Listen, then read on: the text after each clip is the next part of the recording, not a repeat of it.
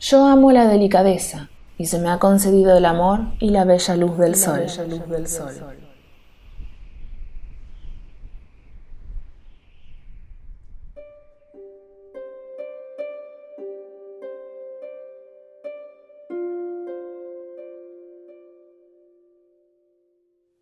Safo de Mitilene, acaso la primera gran mujer de la historia de Occidente. Sus poemas, por vez primera, expresaban no ya las gestas de héroes homéricos o dioses sempiternos, sino sus propios sentimientos y emociones.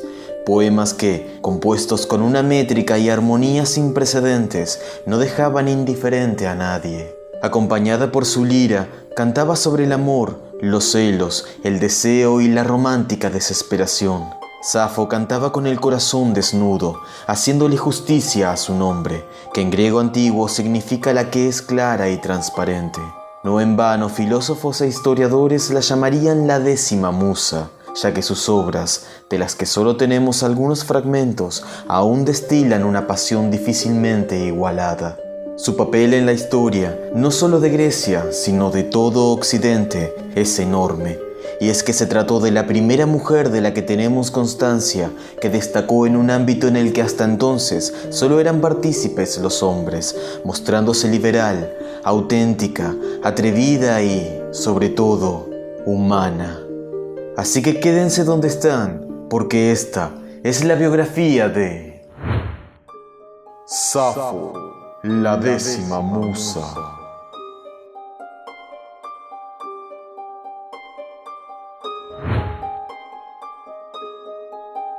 Safo nació en el pueblo de Éreso, en la isla de Lesbos, al norte del Egeo, entre los años 630 y 620 antes de la era común, aunque algunos sostienen que su patria, en realidad, era la vecina ciudad de Mitilene. El nombre de su padre varía dependiendo de las fuentes, pero el más conocido es el de Escamandrónimo, un rico comerciante de vino que pertenecía a la aristocracia mitilinea. En cuanto a su madre, dicen que se llamaba Cleis y que tenía otros 3 hijos llamados Caraxo, Eurigio y Lárico, siendo Safo la única niña. Debido al buen pasar económico de la familia de Safo, pudo gozar de una educación excelente y ya desde pequeña se interesó por la poesía, el coro y la danza. Sin embargo, una desgracia golpearía la vida de Safo antes de que pudiera siquiera alcanzar la adolescencia, forjando así su carácter y su determinación. La niñez de Safo. Los tiempos en los que Safo se crió se caracterizaron por la convulsión política que sacudió toda Lesbos. Hasta mediados del siglo VII antes de la era común, la ciudad de Mitilene era gobernada por una familia aristócrata, la de los Pentílidas, que decían ser descendientes de Orestes, el hijo de Agamenón. Sin embargo, este supuesto origen heroico de los Pentílidas no bastó para garantizar el apoyo del pueblo, y pocos años antes del nacimiento de Safo fueron derrocados por un golpe de estado encabezado por otro aristócrata llamado Melancro. Este tirano, no obstante, también se ganó el descontento de los mitilineos. Un hombre llamado Pítaco, quien luego sería reconocido como uno de los 7 sabios de Grecia, organizó una revuelta que culminó con el asesinato de Melancro, aunque, sin que se sepan los motivos, el que terminó haciéndose cargo del gobierno fue otro tirano de nombre Mirsilo, quien, al parecer, adoptó medidas para favorecer a las clases más bajas, perjudicando a los aristócratas, entre los que estaba la familia de Safo. Fue durante la tiranía de Mirsilo que toda la isla de Lesbos se vio envuelta en graves conflictos con Atenas. Y es que, cerca del 630 antes de la era común, un ateniense llamado Frinón fundó una colonia en el cabo Sigeo, la entrada al Helesponto, un punto de gran valor estratégico y comercial. El problema estuvo en que los lesbios se consideraban con derechos sobre aquel territorio, desde que un tal Arquianacte de Mitilene fortificó el cabo con rocas extraídas de las ruinas de Troya. Fue así como, no queriendo ceder unos ni retirarse otros, estalló en el 610 antes de la era común la guerra entre lesbios y atenienses. Safo tenía por entonces solo 6 o 7 años cuando su padre Escamandrónimo acudió al llamado de las armas. La guerra, sin embargo, se prolongó por muchos años, y en una dura batalla, el padre de Safo encontró la muerte, dejando huérfanos a sus hijos. La guerra terminó desgastando a ambos bandos, y se resolvió pedir el arbitraje de Periandro de Corinto, quien decidió que cada parte se quedaría con lo que había ganado hasta ese momento. Y como los lesbios nunca llegaron a expulsar a los atenienses de Sigeo, al final, tantos años de guerra no sirvieron para nada. Safo y sus 3 hermanos, todos muy jóvenes por entonces, debieron hacerse cargo del negocio familiar para sobrevivir en una Mitilene que había quedado muy mal parada tras la guerra. Contra todo pronóstico, la producción y exportación de vino mejoró y la familia de Safo pudo mantenerse en la aristocracia de Lesbos. Prueba de ello es el nombramiento de Lárico, el más joven de los hermanos de Safo, como copero en el Pritaneo de Mitilene, un puesto de honor solo para familias pudientes. Safo creció y se volvió una muchacha de gran agudeza, talento y renombre, y aunque honraba especialmente a Afrodita, no solía describírsela como particularmente hermosa y atractiva. Ella misma mencionaba en sus poemas que tenía el cabello negro, la mirada intensa y un cuerpo delgado y menudo. Inmortal Afrodita de Polícromo trono, ártera hija de Zeus, te imploro que no sometas a infortunios y dolores, oh señora, mi corazón. Por estos años, Safo conoció a la persona que marcaría a fuego su futuro y su pasión, Alceo de Mitilene, uno de los más grandes poetas arcaicos. La muchacha compartía con él el amor por la poesía y la lírica, y algunos dicen que llegaron a mantener una relación sentimental, o al menos un vínculo lo suficientemente estrecho para que Alceo influenciara en ella el odio hacia la tiranía, odio que arrastraría a la joven poetisa al exilio. Exilio en Siracusa. Pítaco había sido el héroe de la guerra contra Atenas, matando en combate singular al estratega ateniense Frinón y adquiriendo así gran influencia. Sin embargo, esa misma influencia lo acercaría al tirano Mirsilo y rompería la amistad que tenía con Alceo y tal vez con Safo. De hecho, cuando Alceo le confesó sus planes de asesinar al tirano, Pítaco lo traicionó denunciándolo públicamente. Alceo fue desterrado al interior de Lesbos, pero no perdió contacto con Safo, quien había salido incólume de toda conspiración. Alceo le escribía poemas y canciones, y cuando se enteró de la extraña muerte de Mirsilo por medio de Safo, expresó su alegría en una nueva carta. El poder, entre tanto, pasó a manos de Pítaco, que, por temor a que Alceo atentara contra él, lo expulsó de la isla. Alceo marchó entonces a Lidia, pero al año regresó con un grupo de subversivos con la intención de matar a Pítaco. El atentado no prosperó y muchos de los hombres de Alceo murieron. Pítaco encadenó a los sobrevivientes y mandó arrestar a quienes veía como enemigos, entre los que se encontraba nada menos que Safo, a la que consideró como instigadora, teniendo como prueba las cartas que se escribía con Alceo. Pítaco, sin embargo, no los hizo ejecutar, sino que los exilió de Lesbos, aunque asegurándose que fuesen separados. Así, mientras Alceo debió marchar primero a Beocia y luego a Tracia y Egipto, Safo fue enviada a Siracusa en Sicilia, cerca del año 603 antes de la era común. Alejada de su familia y del hombre que tal vez fuese su pareja, Safo se encontró de pronto con un nuevo mundo. Pese a ello, su destierro en Siracusa cambió su vida para bien. Allí conoció al hombre con el que se casaría, un rico comerciante naviero llamado Cércilas de Andros, con quien sería madre de su única hija, a quien le puso Cleis en honor a su madre. Cércilas, sin embargo, murió a los pocos años, dejándole a Safo una auténtica fortuna que la poetisa supo administrar. Durante su estadía en Sicilia, Safo cultivó la poesía y la danza, y ganó renombre organizando coros de doncellas que cantaban en bodas y ceremonias. Se dice, además, que fue allí donde inventó la pectis, un tipo de arpa, y perfeccionó un estilo de estrofa que por ella sería conocida como sáfica.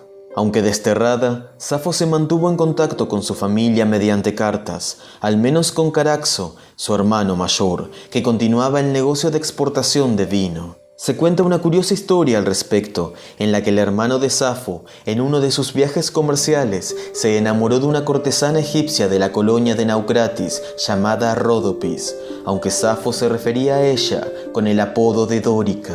Al parecer, Caraxo se dejó persuadir por los encantos de esta mujer, y cuando se lo hizo saber a Safo, ésta de inmediato le aconsejó que se alejara de ella. Pero Caraxo no la escuchó y se casó con Dórica de todas formas, de lo que no tardaría en arrepentirse, y es que la cortesana hizo que dilapidara su fortuna. Una de las características que se desprende de los versos de Safo es su amor de madre, ya que tenía el bienestar de su hija Cleis como lo más importante. Con todo, nada se sabe qué pasó con ella o si gozó de los honores que le tributaron a su madre. Una hermosa hija tengo llamada Cleis, de rostro semejante a las flores de oro, que ni por toda la riqueza de Lidia cambiaría. En el año 595 antes de la Era Común, Pítaco revocó el destierro de todos sus rivales, incluso el de Safo, y tras afirmar que buscaba la paz, los mandó llamar para que regresaran a la patria. Alceo no se demoró en volver, pero Safo se tomaría al menos unos años más. Su vuelta a Mitilene, no obstante, era un hecho esperado por todos. Su fama de poetisa la precedía. El Tíaso. A su regreso a la patria, Safo se reconcilió con el tirano Pítaco, a quien terminó elogiando en sus poemas, aunque sin dejar de considerarlo su enemigo. Sacó a flote el negocio familiar que Caraxo había arruinado por su matrimonio con Dórica, y con la fortuna que había heredado de Cércilas, fundó una escuela exclusiva para mujeres, a la que llamó la Casa de las Servidoras de las Musas. A esta escuela acudían jóvenes de la aristocracia para aprender poesía, canto y danza, así como la lira y la flauta, permaneciendo allí hasta edad casadera. Algunos incluso sostienen que la escuela, en realidad, era un tíaso, una compañía religiosa que honraba a Afrodita y a Eros y que estaba protegida por el Estado, como una especie de colegio sagrado que actuaba en las celebraciones de la polis. Con el paso de los años, la popularidad de Safo como poetisa atrajo a decenas de muchachas de distintas partes del Egeo, cuyas familias pagaban por una educación de calidad. Tan bellos fueron los cantos de Safo que, a diferencia de muchos otros poetas que eran reconocidos recién después de la muerte, no hubo en el mundo helénico quien no conociese el nombre de la musa de Lesbos. A juzgar por los propios versos de la poetisa, Safo llegaba a intimar con sus alumnas, manteniendo a veces relaciones amorosas con ellas. Se conocen los nombres de varias de sus discípulas, pero, al parecer, sus favoritas fueron Anactoria y Atis. De esta última, de hecho, compuso un bello poema de despedida, cuando la muchacha abandonó la escuela para casarse con un hombre de Sardes. El sudor me desborda y me invade un temblor, y me vuelvo más pálida que la hierba.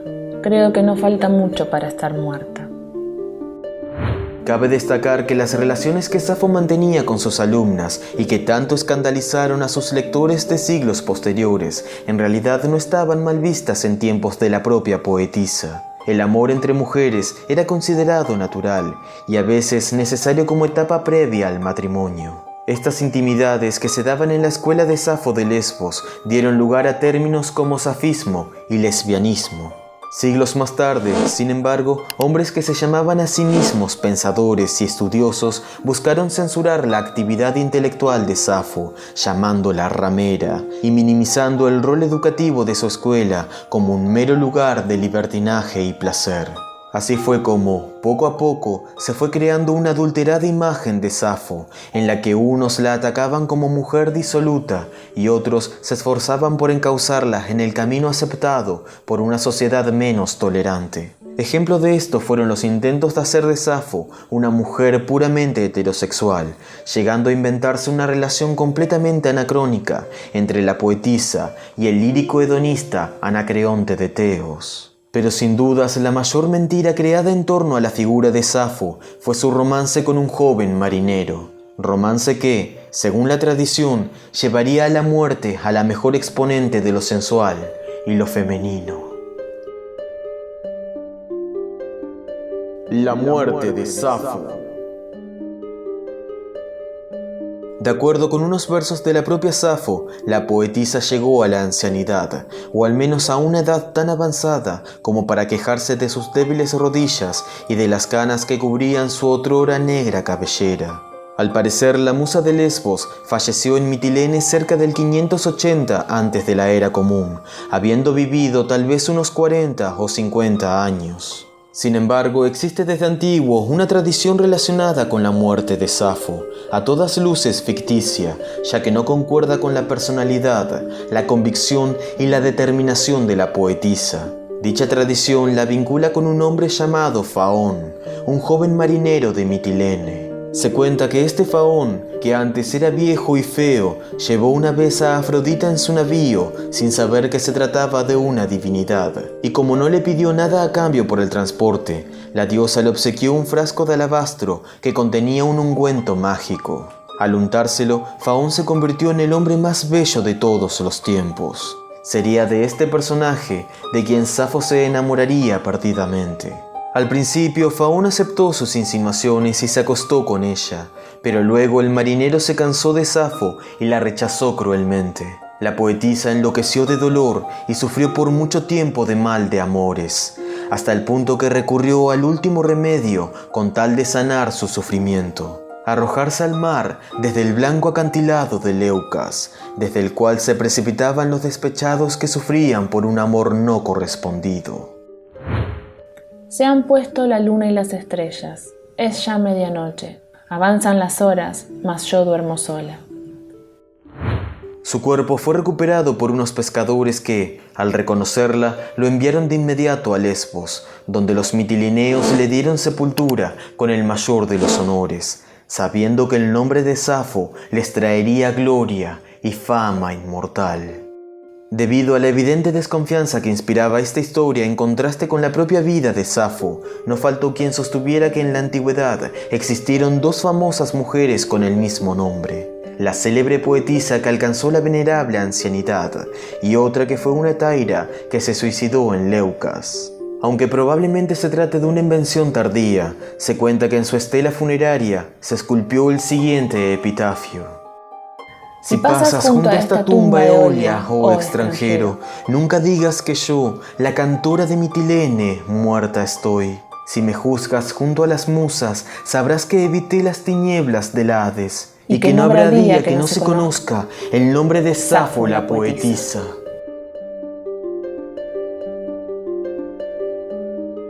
Esto es todo cuanto se puede contar de la biografía de esta maravillosa mujer, que despertó en los propios griegos inmensa admiración, tanto por su vida como por la belleza de sus obras. Por último, podemos mencionar una anécdota más, aunque relacionada con la vida de Solón, contemporáneo de Safo, pese a que difícilmente llegaran a conocerse. Se cuenta que ya en sus últimos días, el célebre legislador oyó a su sobrino entonar unas estrofas de la poetisa y le pidió que se la enseñara. Cuando le preguntaron a Solón el motivo, el ilustre ateniense contestó que quería sabérsela para morir dichoso habiéndola aprendido. Se dice que Safo fue la primera mujer que comprendió su mundo y que supo plasmarlo en el armonioso arte de la poesía, sentando un antes y un después en la lírica. A partir de ella, un nuevo panorama se abría para los poetas, que empezaron a abordar temas más allá de los dioses y los héroes del pasado. Ahora podían cantar sobre el amor, sobre la delicadeza, la pasión y los sentimientos del presente. Ahora podían hacer de la poesía un espejo de ellos mismos. Safo fue una privilegiada de su tiempo, única e irrepetible, que echó luz sobre las sombras que ocultaban la presencia de las mujeres en la Grecia arcaica. Amada y censurada por igual, nunca nadie mereció más que Safo el título de la décima musa.